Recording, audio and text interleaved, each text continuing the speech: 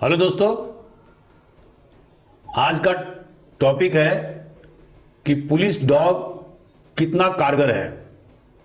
जैसा कि आप जानते हैं कि पुलिस विभाग में डॉग स्क्वाड रखा जाता है और अगर पूरे हिंदुस्तान में देखें तो करीब 2300 से ज़्यादा ट्रेंड डॉग पुलिस विभाग के मातहत काम कर रहे हैं।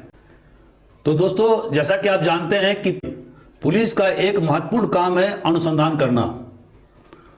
जब कोई अपराध घटित होता है तो उस अपराध को तह तक जाना, पता लगाना कि किस अपराधी के द्वारा यह अपराध घटित किया गया है, यह पुलिस की सबसे बड़ी जिम्मेवारी होती है। और इसमें पुलिस डॉग बहुत ज्यादा सहायक होता है। इतना ही नहीं, जैसे बम का पता लगाना, आजकल आतंकवादी बम प्लांट कर देते हैं ताकि जो महत्वपूर्ण व्यक्ति हो उनको नुकसान पहुंचाया जा सके। और आप देखते होंगे कि जब भी कोई वीआईपी प्रोग्राम होता है तो डॉग स्क्वाड के द्वारा पूरे स्थल का निरीक्षण करवाया जाता है ताकि यह पता लगाया जा सके कि कोई बम प्लांट तो नहीं किया गया है। इसी तरह से नारकोटिक्स जैसे हेरोइन, मॉर्फिन को पता लगाने के लिए, स्मगलरों को पकड़ने के लिए भी डॉग स्क्वाड का इस्तेमाल होता है। जब कोई बहुत जबरदस्त नेचुरल डिजास्टर होता है जैसे सुनामी, और उसमें बहुत सारे लोग गुम हो जाते हैं, या हिमस्खलन होता है हिमालय में, तो एवलांचे के कारण बहुत सारे लोग बर्फ के अंदर दब जाते हैं, तो जो गुमशुदा व्यक्ति हैं उसका भी पता लगाना डॉग स्क्वाड का काम है। कभी कभी अपराधी अपराध घटित करने के बाद में या हत्या करने के बाद में डेड बॉडी को दूर दराज इलाके में फेंक देते हैं और पुलिस को यह पता नहीं चल पाता है कि आखिर डेड बॉडी गया तो गया कहां। ऐसे में पुलिस डॉग ट्रैक करके डेड बॉडी तक भी पहुंच जाता है और इससे पुलिस को अनुसंधान करने में काफी सहूलियत होती है। ऑस्ट्रेलिया में एक और काम दिया गया है पुलिस डॉग को, और वह है भीड़ को तितर बितर करना। हमारे देश में भीड़ को तितर बितर करने के लिए डॉग स्क्वाड का इस्तेमाल नहीं होता है, लेकिन जब मैं ऑस्ट्रेलिया में ट्रेनिंग के लिए गया था तो वहां पर पुलिस एकेडमी के अधिकारियों ने बताया कि ऑस्ट्रेलिया में भीड़ को तितर बितर करने के लिए डॉग स्क्वाड का भी सहारा लिया जाता है। तो इसका मतलब यह हुआ कि डॉग स्क्वाड के बहुत सारे काम हैं और हर एक जिले में इसीलिए ट्रैकिंग डॉग रखा जाता है। बड़े बड़े जिले में तो 3-3 डॉग रखे जाते हैं। जैसे जब मैं एडिशनल एसपी रतलाम था 2005-2007 के बीच में, तो वहां जिले के अंदर 3 डॉग थे। एक ट्रैकिंग डॉग था जो चोरों को, बदमाशों को पता लगाने के लिए उसका इस्तेमाल होता था। दूसरा एक एक्सप्लोसिव डॉग था जो बम निरोधक दस्ता के साथ काम करता था। और तीसरा नारकोटिक्स ड्रग को पता लगाने के लिए ट्रेंड डॉग रखा गया था, क्योंकि आप जानते हैं कि रतलाम, मंदसौर और नीमच में बहुत ज्यादा अफीम की खेती होती है और वहां पर बड़े बड़े स्मगलर मौजूद हैं। तो इन स्मगलरों को पता लगाने के लिए पुलिस नारकोटिक्स ड्रग के लिए स्पेशल ट्रैकर डॉग रतलाम में रखा हुआ है। दोस्तों, डॉग स्क्वाड के सक्सेस रेट किन किन बातों पर निर्भर करता है। जैसा कि आप जानते हैं कि एक डॉग को ट्रेन करने में 1 साल से ज्यादा समय लगता है और एक डॉग हैंडलर को पहले पुलिस एकेडमी में ट्रेनिंग कराई जाती है और उसके बाद उसे डॉग हैंडलिंग के लिए ट्रेन किया जाता है। कोई भी डॉग मैक्सिमम 5 से 6 साल तक बहुत ज़्यादा इफेक्टिव रहता है, उसके बाद में धीरे धीरे वो बूढ़ा हो जाता है और बूढ़े होने पर वो ज़्यादा कारगर नहीं होता है। तो एज एक डिटरमाइनिंग फैक्टर है फॉर द सक्सेस रेट। दूसरा फैक्टर है सेक्स। दोस्तों, मेल डॉग ज़्यादा इफेक्टिव होता है वनस्पति की फीमेल डॉग के, और जो घ्राण शक्ति मेल डॉग में फीमेल डॉग से ज्यादा होने के कारण से वो अच्छे ढंग से ट्रैक कर पाती है, ट्रैल कर पाती है। तो इसका मतलब यह नहीं है कि फीमेल डॉग किसी काम की नहीं होती है। पुलिस में मेल और फीमेल डॉग दोनों को रखा जाता है। तीसरा पॉइंट होता है उस पर्टिकुलर डॉग का पर्सनैलिटी, अर्थात वह कितना स्वस्थ है, कितना अटेंटिव है, कितना ओबीडियंट है,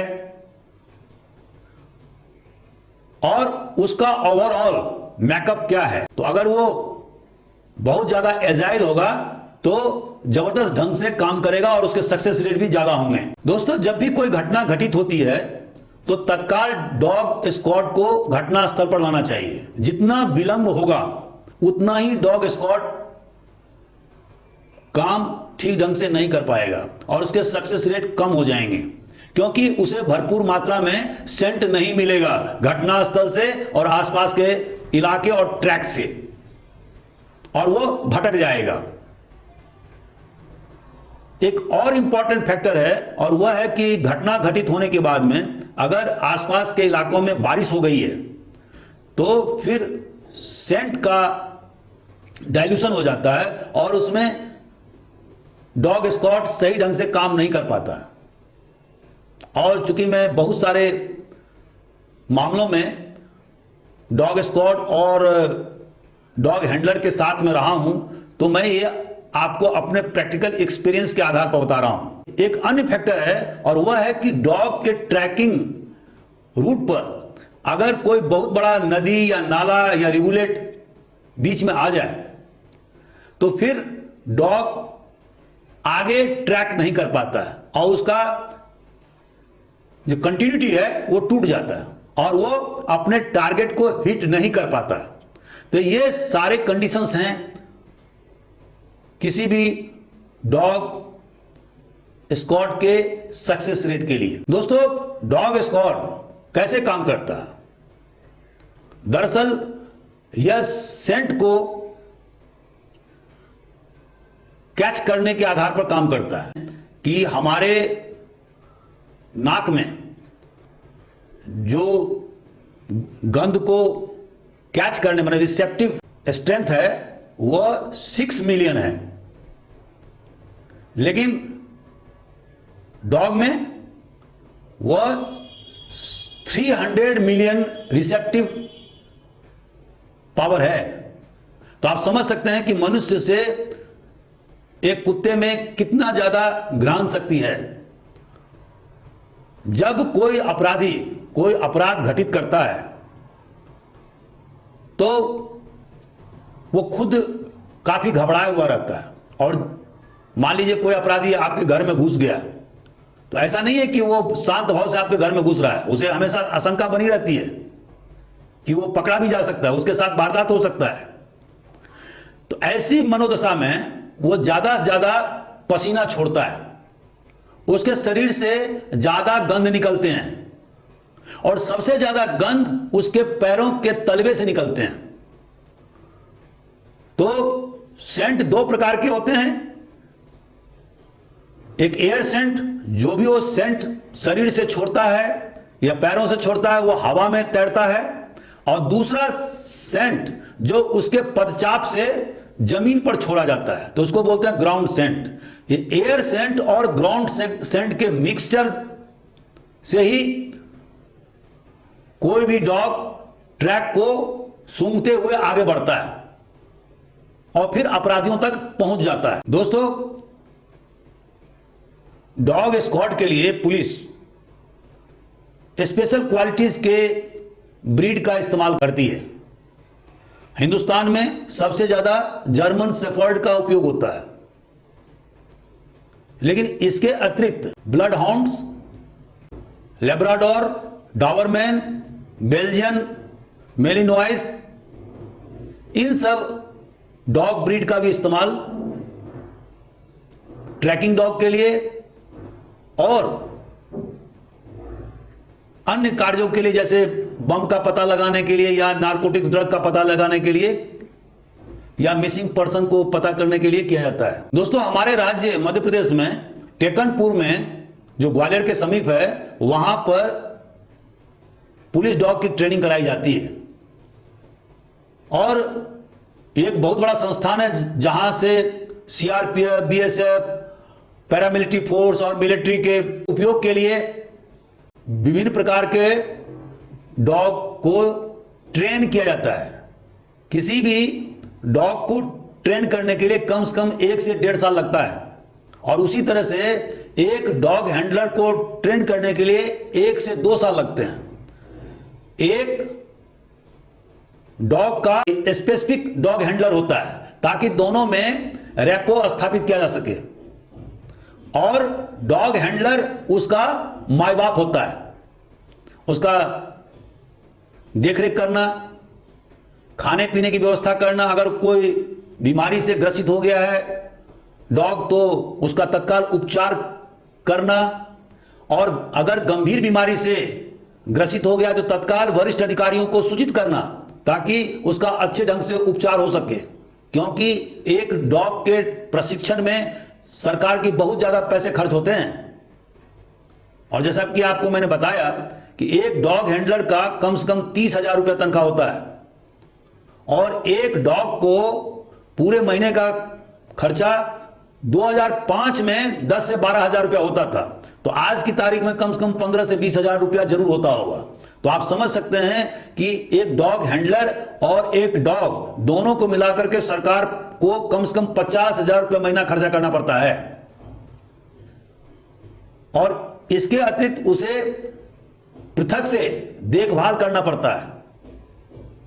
समय समय पर उसे ट्रेनिंग दिलाने पड़ते हैं ताकि वो भूल ना जाए। आपको मालूम होना चाहिए कि जो जो किसी भी डॉग का एक्सपीरियंस बढ़ता है या वो सफलता प्राप्त करता है तो उसे रैंक दिया जाता है, जैसे कि एएसआई, सब इंस्पेक्टर, इंस्पेक्टर और अधिकतम जो रैंक है वो है डीवाईएसपी का।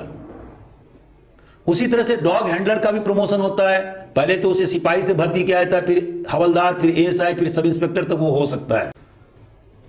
दोस्तों, यहां पर यह जानना जरूरी है कि एक ट्रैकिंग डॉग के द्वारा जो अपराधी पकड़े जाते हैं उसका साक्ष्य में माने एविडेंशियरी वैल्यू क्या है, उसको कोर्ट मानती है या नहीं मानती है।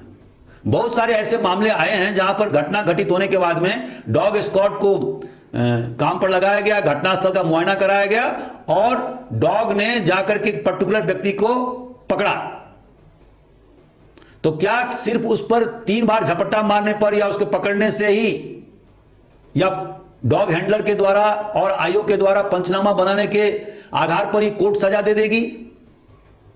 ऐसा संभव नहीं है, क्योंकि ये एक कमजोर टाइप का साक्ष्य है जब तक कि इसका कोरोबोरेशन सपोर्टिव एविडेंस के आधार पर ना हो। जैसे कि मान लीजिए किसी ट्रैकिंग डॉग ने एक अपराधी को पकड़ा ट्रैक करके, तो अब जो डॉग हैंडलर है और उसके साथ जो अधिकारी, पुलिस अधिकारी चल रहे हैं, उन्हें यह देखना होगा कि क्या इस अपराधी के घर से कोई खून से सने हुए कपड़े बरामद हुए हैं कि नहीं, या कोई आला जरब जिसको हथियार बोलते हैं जो उसने अपराध घटित करने में उपयोग किया हो वो मिले हैं कि नहीं मिले, या कोई अन्य सबूत जो कि घटना से जोड़ती हो, या ब्लड स्टेन उसके घर तक गया हो, यह भी हो सकता है, या घटना कारित करते वक्त वो भी खुद इंजर्ड हो गया हो और उस अपराधी के शरीर पर कोई इंजरी के निशान हो, चोट के निशान हो।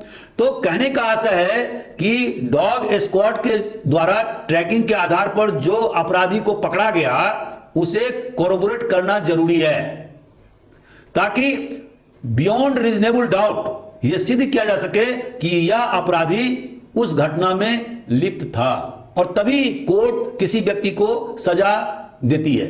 अंत में निचोड़ यह है कि पुलिस डॉग पुलिस महकमा के लिए, आर्मी के लिए, पैरामिलिट्री फोर्स के लिए बहुत ही ज्यादा इंपॉर्टेंट एलिमेंट है। अनुसंधान में ये काफी सहायक है। और आपने देखा होगा कि 2021 में बड़ौदा में जो एक साथ 3-4 मर्डर हुए थे, उसका ट्रैकिंग डॉग ने पता लगा लिया कि अपराधी कौन है। उसी तरह से दिल्ली में बहुत सारी घटनाओं को खोजबीन करने में डॉग स्क्वाड ने समय समय पर पुलिस की जबरदस्त मदद की है।